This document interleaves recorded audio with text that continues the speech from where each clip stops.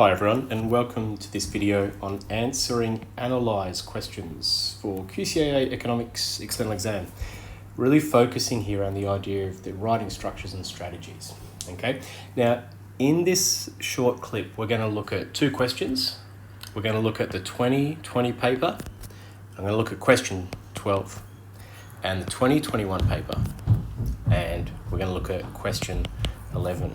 And our goal from this is to think about what is what are the common strategies that you might want to use in answering questions where the cognitive verb is analyze.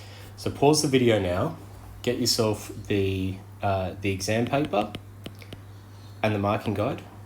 So you're ready to go and you can pause it along the way. And you might even want to try and pause the video and answer these questions before I do the deep dive on them. Okay, let's get into it.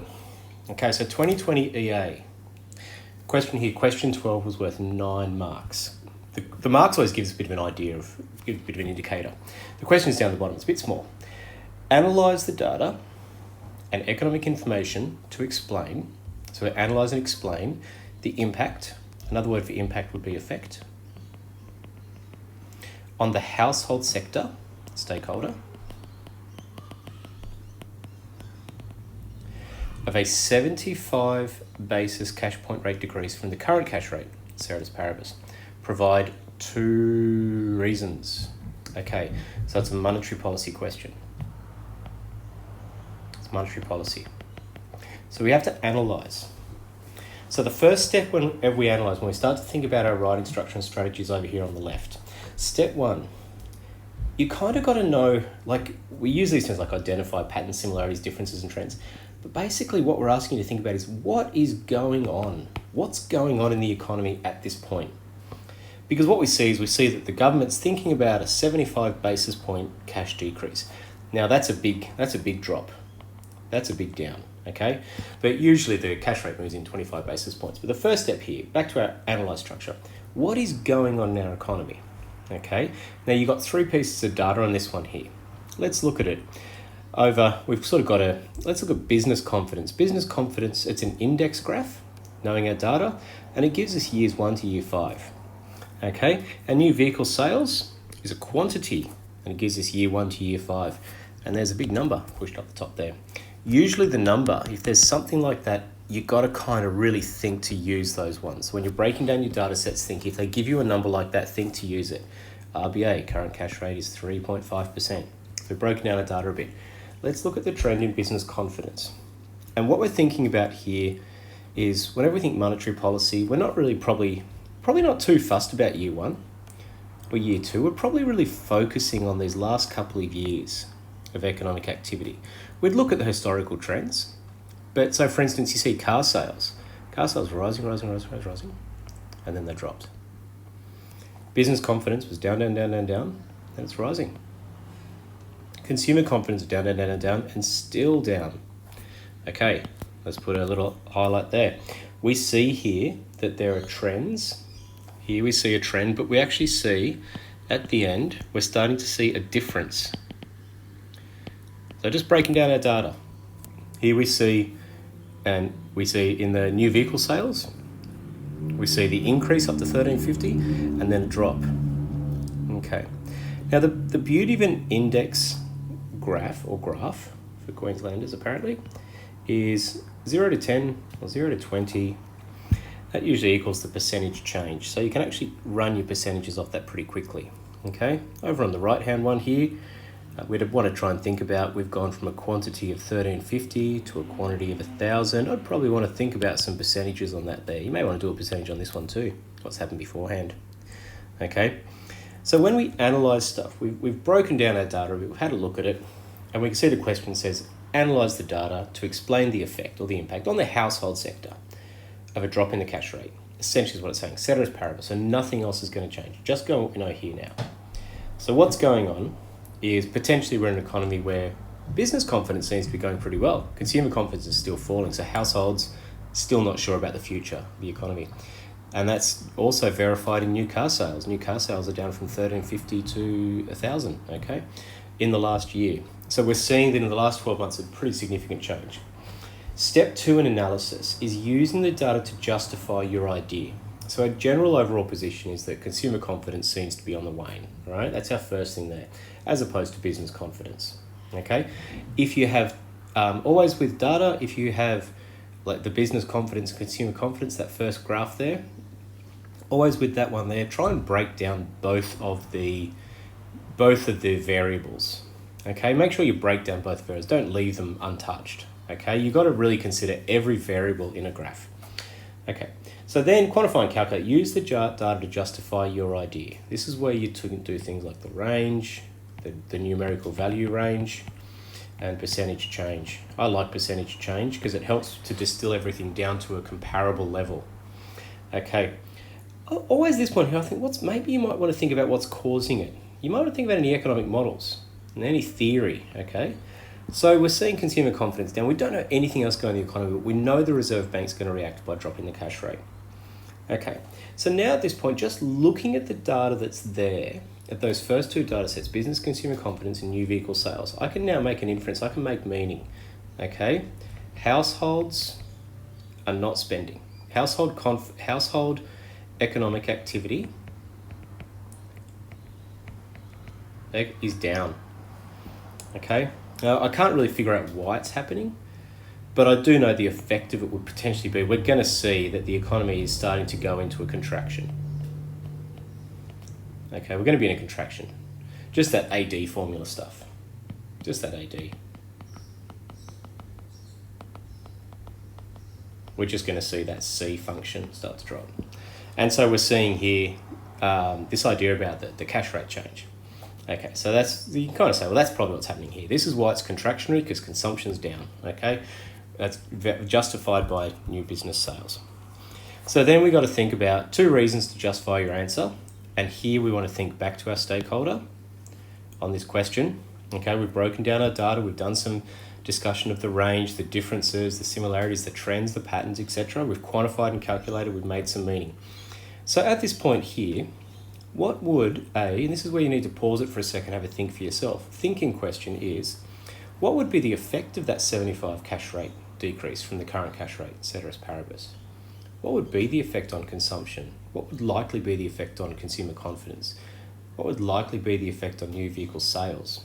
Would we expect to see that happen in the future? The analyse questions are as much about describing the current state of affairs, which is kind of step 1 and step 2, but then using that analysis to create the modelling, which is what the future might look like, which is step 3. That's why we have to make the inferences and make the big things. This suggests the economy's heading towards a contraction. So we're going to have a big drop in the cash rate, which usually drops by 25 basis points a month.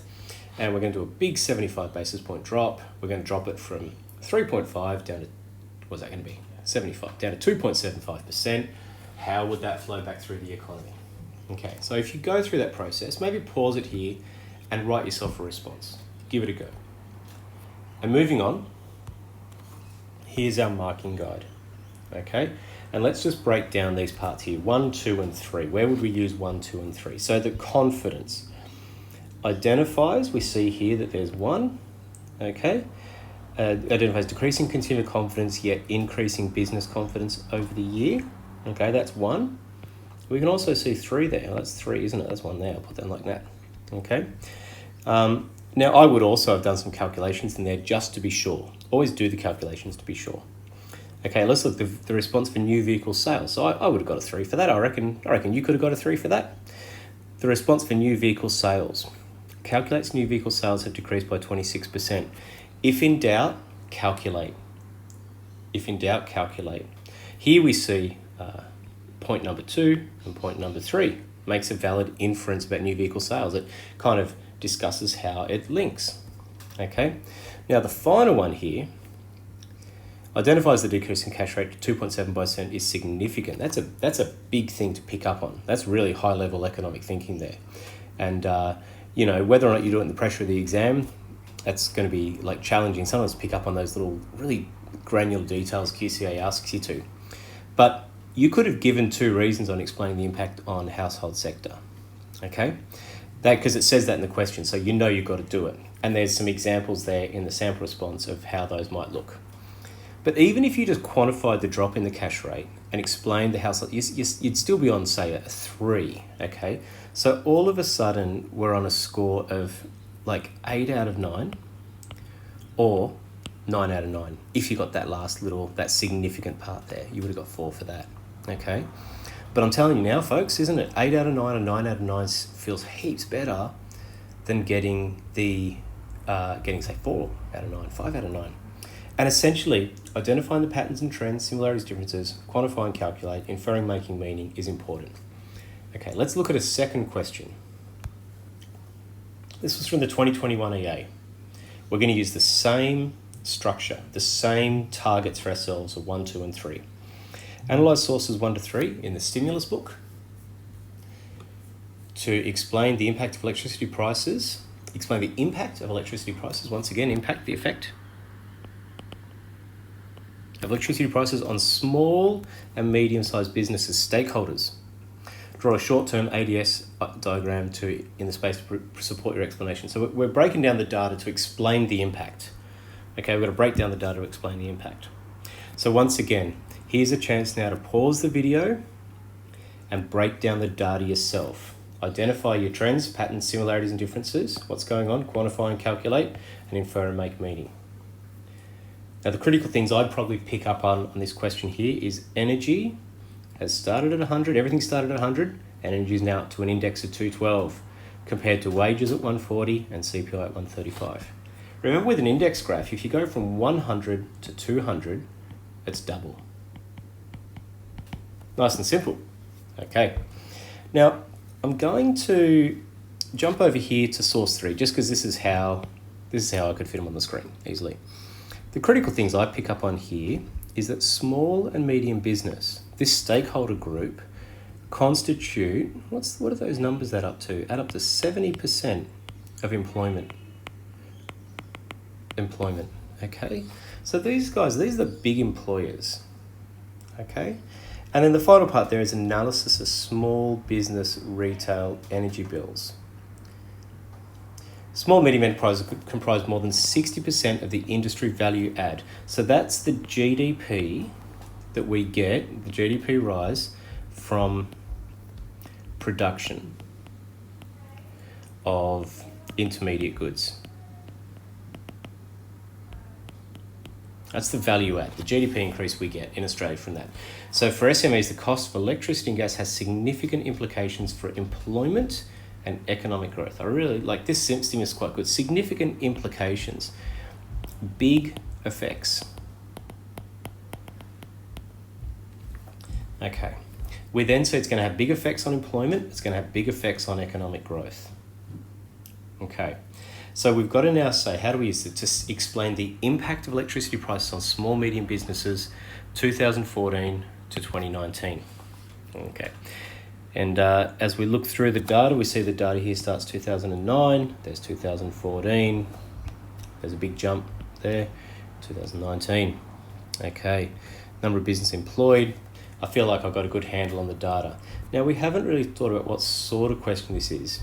Is it a fiscal question, a monetary question, or a micro question, or something else? Okay, it's something else. It's a question about prices and effect on the big indicators, employment and economic growth. So we actually don't see in this one much role of the government. There's not a lot about the government. There's nothing about the government in this question. There's no government intervention in this question. But once again, let's just think about, I'd pause it now, have a go at writing it. Identify your trends, patterns, similarities, differences, and explain what's going on. Quantify and calculate all your data, okay?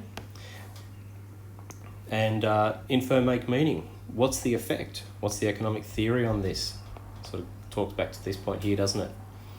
Okay, pause it there for a sec and give yourself a chance to write it. Okay, now moving on, we do have to draw a short-term ADS diagram provided to support your explanation. So once again, we have to think through how we do this. Now, your teacher might have taught you different ways to do your ADAS diagram in terms of long run, short run, or a Keynesian curve or anything like that. So we're just going to keep it nice and simple. Okay, now, as always, get down with demand. Get down with demand. And sky high with supply. Sky high with supply. You never forget it that way. Just going to draw it roughly like that. Okay.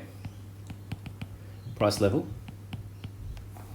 And I'm going to call this GDPR. I was going to call this the quantity and P1. I think that's okay. I've annotated my diagram. I have an equilibrium point now of A. I'm still missing something, and that's the heading. Electricity prices. Okay, so in the analysis, we kind of know prices have gone up. Prices going up suggests that the AS curve has shifted to the left. At any given quantity, price level has risen, AS1. I have a new equilibrium point here at point B. I have an increase in price to P2. I call that Q1 and then Q2. Okay. And I always mark my equilibrium points as point A and point B because you must refer to diagram. I don't know how they call it, diagram or the model, in the written response. If you can read my writing. Okay, Dr. Writing. Okay, draw a short-term ADAS diagram in the space provided to support your explanation. Okay, so now there's still a critical step I'd always consider doing here, and that is identifying my shifts. Okay, just be explicit. Do your best to be explicit on this. Okay, the more information you give in these points, and make sure that you do things like headings, correct annotations, make sure your graphs are all matched. Remember, get down with demand, sky high with supply. You'll never get them wrong, and then make sure you refer to that. We'd see a drop in quantity from Q1 to Q2. We'd see an increase in price from P1 to P2. That increase in price level, which is inflationary. Increase in price level is inflationary. Rightio. So we've looked at some sources. We've drawn our diagram to match up. Let's check a marking guide. This one's a bit different to previous years, but I reckon we can do it here. Accurately draws the ADAS diagram. So you notice here SME production in country A. They give it that heading there. Okay, their lines are straight. That's fine as well. Okay, average prices. I'm a bit unsure. I don't like that term. And real output for GDPR for that at this point. But anyway, because that GDPR represents AD more effectively. But let's not pick on how the QCAA write these answers. Okay, accurately draws the ADAS diagram. We've done that. Includes title and axis labels. They always give you a point for that. Okay, draws the AS curve shifted in and links the explanation to the diagram. 1 mark. So I'm on to 3 marks already. Okay, source 1 identifies the trend. There's my number 1 step that I did. Quantifies the trend. Okay, quantifies. The third dot point is quantifies. So there we see those two there equal 0.2 of our framework. The final one there is also 0.2, and this one here is 0.3. Infers a relevant effect of increase in energy prices. Looks like our framework's working pretty well for both of these questions. Explains an effect of SME employment, because we knew that. Okay, so we saw that as one of our criteria, and that's 3. That's number 3. Relevant details. So, we're kind of looking here at the 3, aren't we? Uses data again for source 1 and 2. Refers source 1 and 2. And the trends, maybe that's 1 as well, and that's 3 there as well. Okay. But the reality is that we're using the data from the sources again to justify what we're doing here. We use relevant details. Once again, I'd call that relevant details there. I'm going to call that my economic theory. Okay. Why is it happening, the effect? We kind of talked about that. Okay, we've used data to justify. We've thought about that. We don't know what the cause is at this point in this particular question, but we have done what's going on. And so all of a sudden, in 2021, they only gave you 2 short response questions. They were a little bit longer. That was 12 marks. And I think they gave you a few more lines to write. We're looking at about a 200-word response there. But all of a sudden, once again with the framework, we're probably getting towards getting full marks. Full marks. We've just got to stick to our knitting at this point. Sometimes just really know your fundamentals. So in summary, your analyse structure. Number 1, identify trends, patterns, similarities, differences, what's going on. Number 2, quantify and calculate. Number 3, infer and make meaning. Okay, talk through to the effects. Know your theory that it links to, maybe your models. Maybe you do it as a cause and effect. depending on the question. But the first step is tell me what's going on. What's going on? And secondly, with your economic models, tidal axis labels, accurate curves or representation change, label equilibrium points of change, refer precisely to the model in your written explanation. The model is not separate to the actual written explanation. Okay, I hope this was helpful. Okay, there will be some short response analyze style questions in your exam. They've been in every year, but just breaking down to a few simple steps, hopefully you're hitting like most of the marks. And that's our goal here sometimes, isn't it, folks? It's just to try and get, like, we're at the end of school now and it's getting those last final marks to get across the line. And then it is time to enjoy the summer. Okay, good luck everyone. Thanks.